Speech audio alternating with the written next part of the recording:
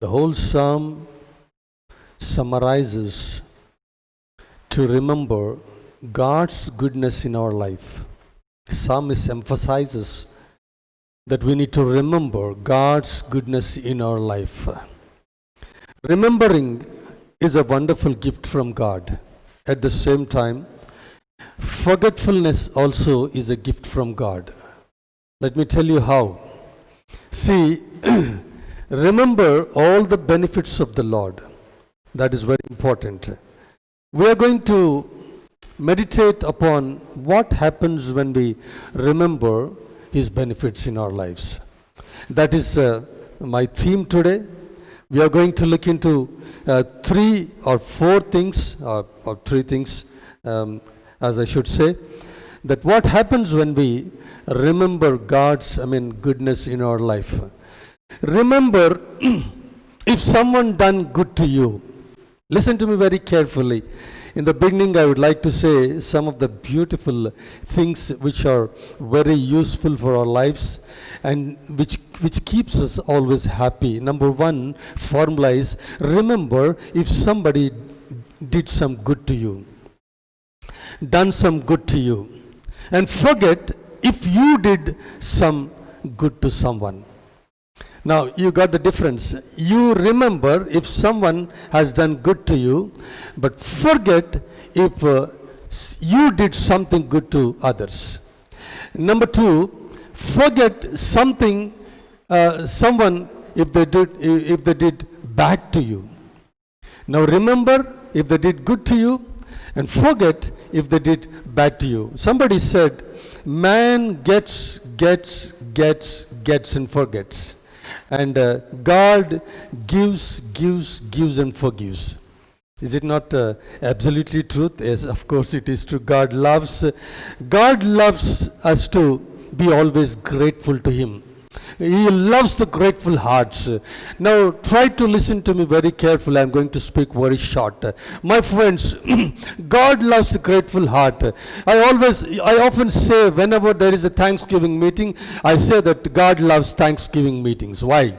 Because in Thanksgiving meetings we have only business of giving, not asking or not taking from the Lord. In other words, we don't carry a list of prayer requests in a Thanksgiving meeting. It is only in the prayer meetings or only in the tarry meetings or only in a fasting prayer meetings like we carry a big list to present to the Lord so that we may be blessed. But in the Thanksgiving meetings we always carry only thanks or only we go with a grateful heart to the Lord. Let me come to the Word of God. My dear friends, the man after God's own heart. Last week we discussed something about David. I'm not taking David as David's life or a biography of David as a series of my messages, but unknowingly David has come again in our scriptures, or David has come into our sermon. Let us for a little while we concentrate on the Word of God. The Bible very clearly says, bless the Lord, O my soul, and all that is within me. Bless His holy name. Bless the Lord, O my soul, and forget not all the benefits of the Lord. What are the benefits? Now we can say that God is a God who can only do good. We have sang already that God is good all the time. And we have sang already, He showers blessings on His people. Now, my dear friends, I will let you know what happens. Now, David is speaking to himself. David always has an habit of speaking to himself. That brought a lot of blessings. David is speaking to his soul. In Telugu, it is pranam. David is speaking to himself. That is where, see, the way of speaking to. There was a rich man in Luke chapter 12 and verse 19. He is also speaking to himself. He is speaking to himself. My soul, my life, enjoy. I have earned lot for you, lot of money for you, lot of grains for you. Enjoy my body, enjoy my mind, enjoy my whole life. He's speaking to himself. But God, unfortunately, God said, you fool, if I ask your life tonight, who will enjoy your money? Hello? Hello, are you listening to me? Now, but David, he's speaking to himself, saying that, bless the Lord, O my soul. Now, because there God called him a fool, but after David speaking to himself, God is calling him the man after my own heart, the man after God's own heart. If we speak to ourselves, letting our soul know that we have to worship the Lord, we need to bless the Lord, we need to honor the Lord, telling to ourselves in this way brings a lot of blessings in our lives. Yes. Now coming to the scriptures, what happens when we remember his benefits? What happens when we remember his goodness in our life? Number one, we will be filled with gratitude and thanksgiving, and a heart of gratitude, a heart filled with gratitude, and a heart filled with thanksgiving always will be ready to praise and worship the living God and give thanks to the Lord. That is where we see, if we remember his goodness in our life, the first thing we do is we will worship the living God. We will give thanks to the living God. Hallelujah.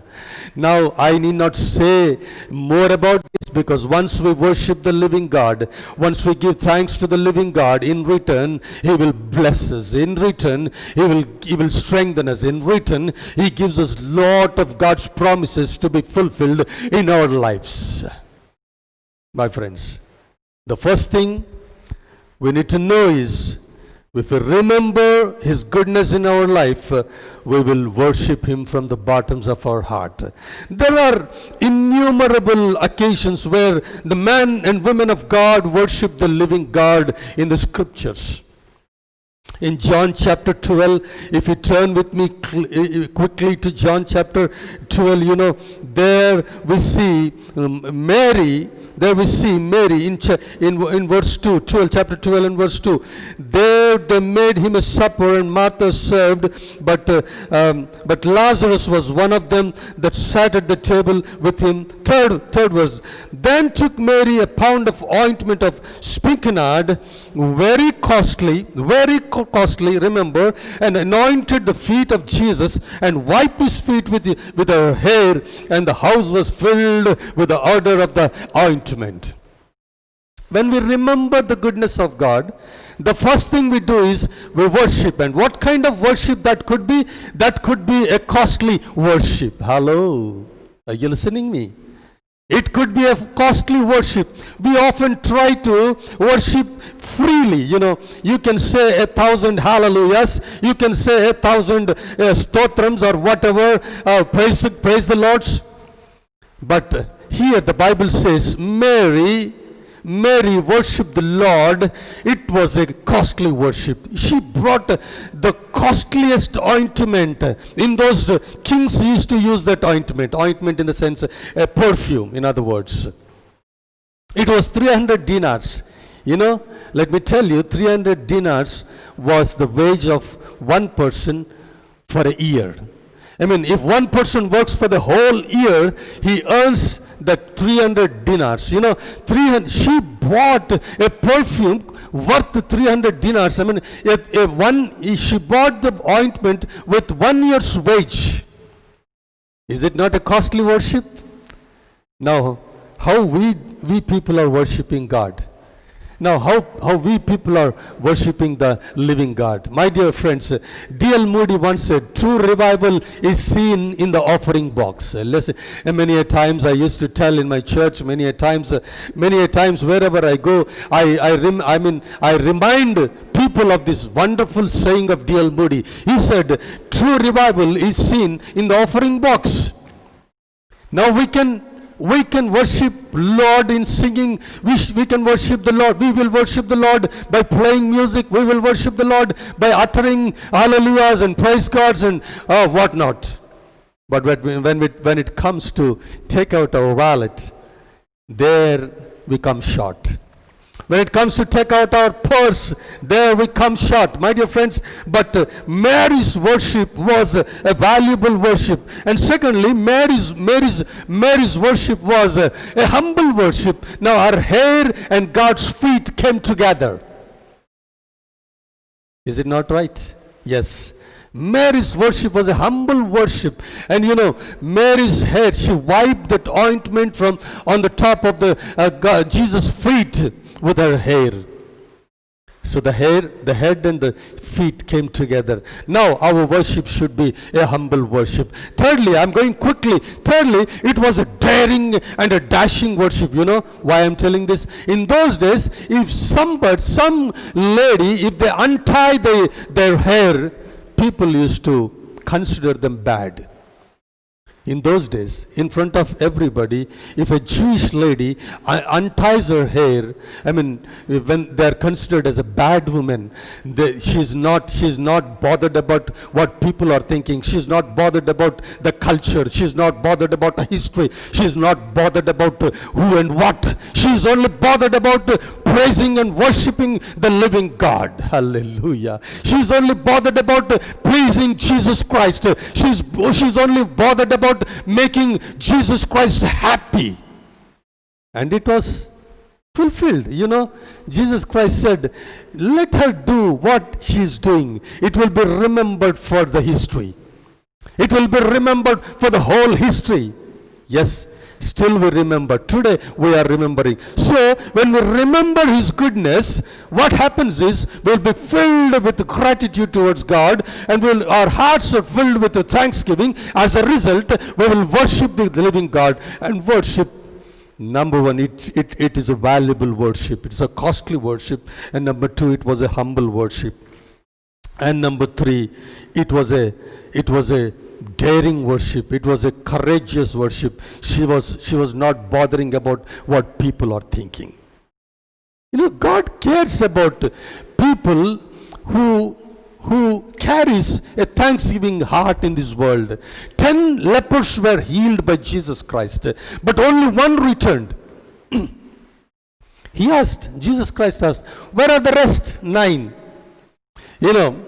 There was no answer from the leper who returned, but even Jesus Christ, He is showing a special interest towards the one who returned. Hallelujah.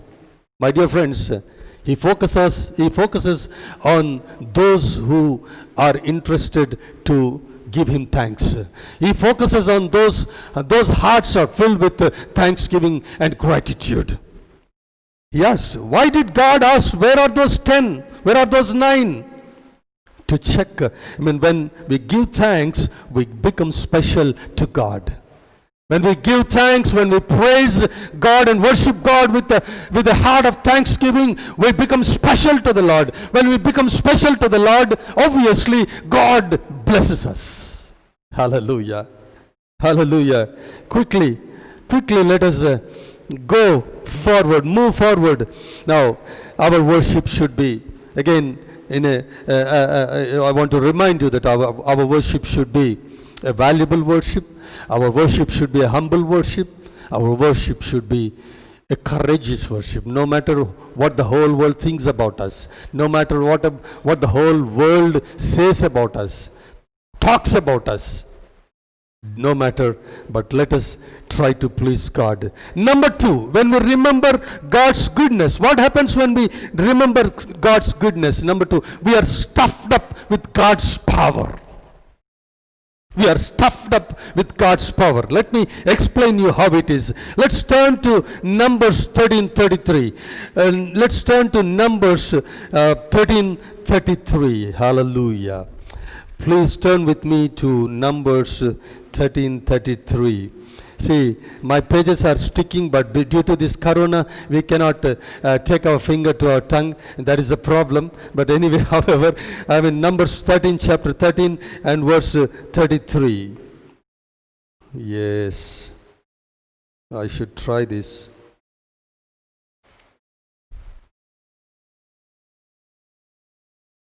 Yeah, got it. 13. And there we saw the giants, the son of Anak, which come out of the giants, and we were in our own sight as grasshoppers, and so we were in their sight too. Now listen, I'm bringing a beautiful occasion. Last week we already discussed about it. Last week we already meditated upon this. David went to fight with Goliath. You know, these people, now we see God's people. Now 12 of them were sent to spy the promised land. 2 people came with a positive report. Joshua and Caleb came with a very beautiful, what we call a positive report. But all the rest 10, they came with a negative report. They said, we are looking to ourselves as grasshoppers. As grasshoppers. Now why did they look themselves, why are they looking at themselves like grasshoppers? Because they were talking about the problem, but God said talk to the problem. Bible very clearly says. Now they are talking to the problem. Caleb and Joshua were, they are talking about the problem. Caleb and Joshua were talking to the problem. Let me clarify you here. They were looking at the giants, but Caleb and Joshua were looking at the beautiful fruits. Wonderful fruits, wonderful harvest, wonderful fertile land, wonderful honey flowing sceneries. They came with a positive report, but all those came with a negative report. All those who are talking about the problem, they themselves are looking at themselves as grasshoppers, very tiny people. Now listen to me very carefully. Joshua and Caleb were not moved by what they saw, but they were moved by what God has promised. They were positive because they are remembering the promises of God, that God said He would lead Israelites into a promised land where honey and milk is flowing. Hallelujah. David here also, when he was about to fight with Goliath, he remembered how God delivered him from the wild animals. Not only he remembered, he made people, he reminded what God has done in his life. As a result, what happened? God stuffed him with his power. What happened to Joshua and Caleb? God stuffed them with his power. They were able to fight. They were able to defeat the Amalekites. They were able to defeat all the enemies, encountering them in their life.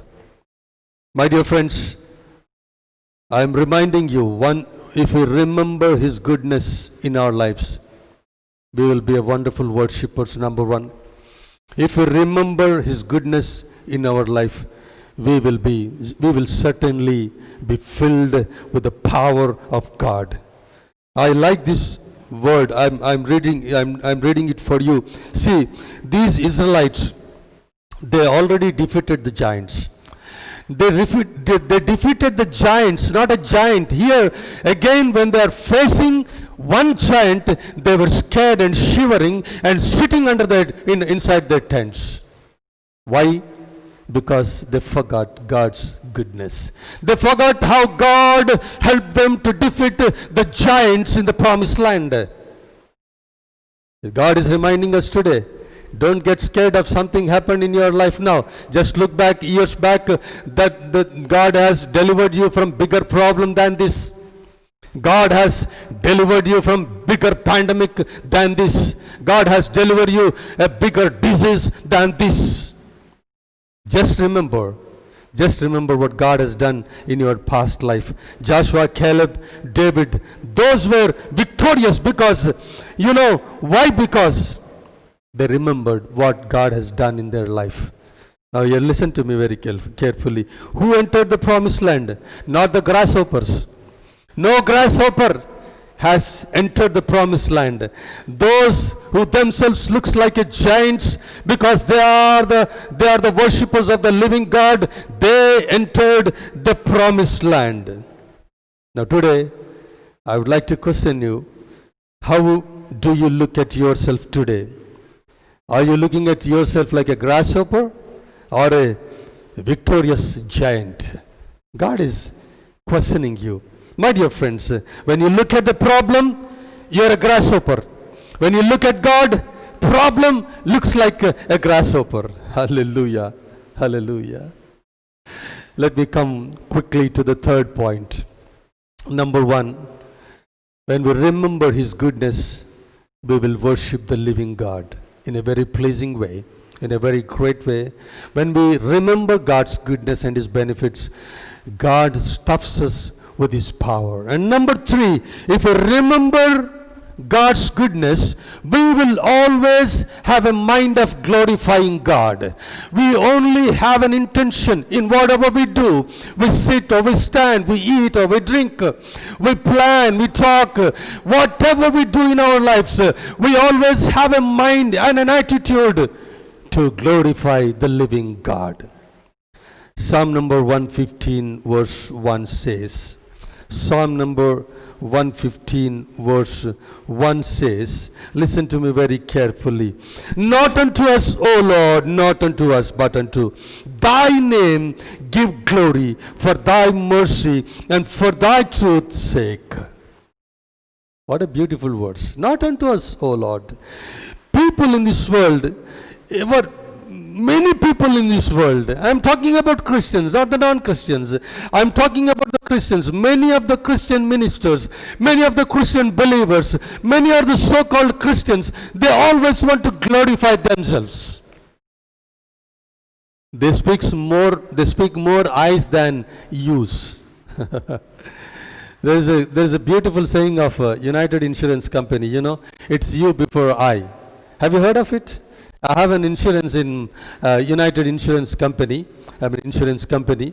Their slogan is, it is you before I. It is you before I. If every citizen of India has an attitude, it is you before I, then our India would become the greatest nation in the world. It is you before I. No, we never say that. We say it is always I before you. Let me first. Let me first. That is what when Jesus called somebody and said, you follow me, and he said, let me first go back to home and bury my father and come and follow you. Let me first. Many a times, my friends, we use this phrase, let me first, let I first. Today God is speaking to each one of us. In every step of our life, if we remember God's goodness in our life, if we remember God's benefits in our life, we always seek to glorify God. David fought for the glory of God, not for the package of Saul, the king. What was the package? He offered his daughter. Number 2, the one who wins with Goliath will not have to pay the tax. And number 3, he will become the heir to the throne of Saul, and obviously. But David, he never cared about all these things, all these offers, but David fought with Goliath to glorify his precious name. David fought for the glory of God. These days, people fight for self-glory. If you don't give little more honor and respect in a meeting, they will skip the meeting and they will skip out from the meeting from between. I remember I didn't give one of the servants, when I was working in some other organization, I didn't give a good seat frontline seat to one of the God servants. And immediately he left the meeting. I didn't understand why he left the meeting. Afterwards, I came to know through some other God servant that he blamed me for not giving a frontline seat. I was shocked to listen to that. God said, choose the backline street. God said, be a servant first. God said, be humble. A leader should be humble. A leader should be a minister. A leader should serve, ready to serve. A servant. Never seek for self-glory. Never seek for self-glory. Don't always boast about yourself. Try to praise the living God. Try to boast about God. One of my friends, he is a Muslim friend. Very good friend of mine.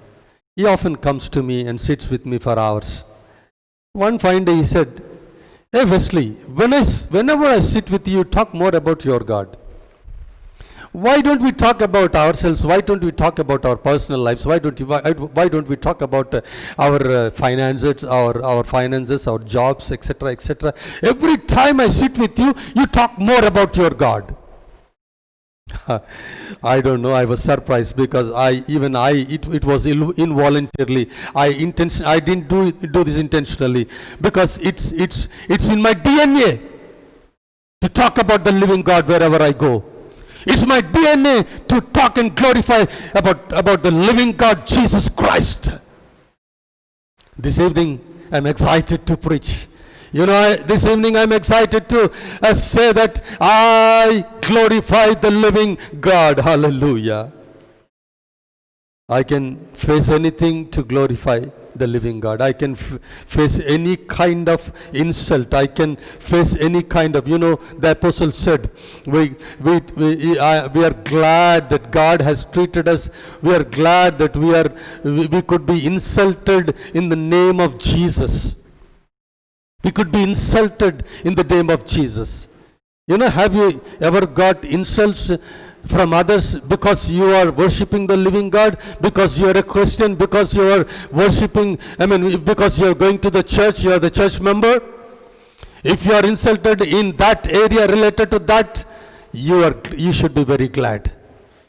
David always seek to glorify God. You see all the Psalms from the scripture. You see every word delivered from the mouth of David was only to glorify God.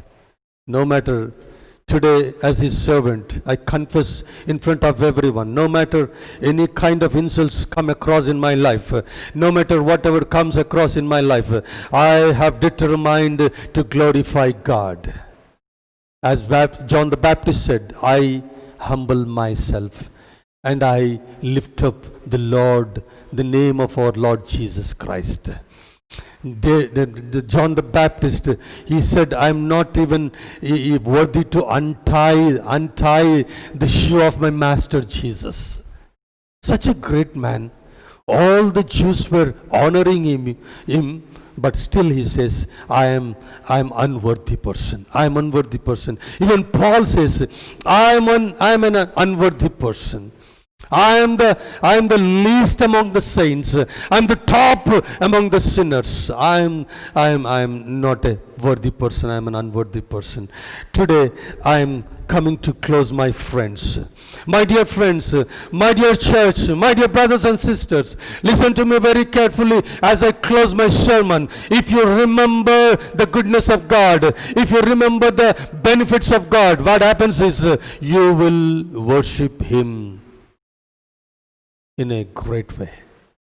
Your worship would be very valuable. Your worship would be very humble, and your worship would be with courage.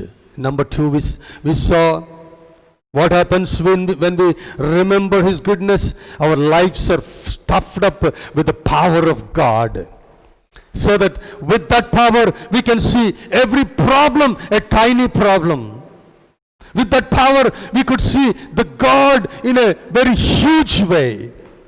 And finally, if we remember the goodness of God, we will always seek to glorify His holy name. We will always seek to glorify His precious name. And many examples we have seen. We will try to remember once again, and we will try to what we call meditate the sermon we heard, and we will try to apply every word to our lives, so that we could be witnesses and to the Lord and bring glory to the Lord.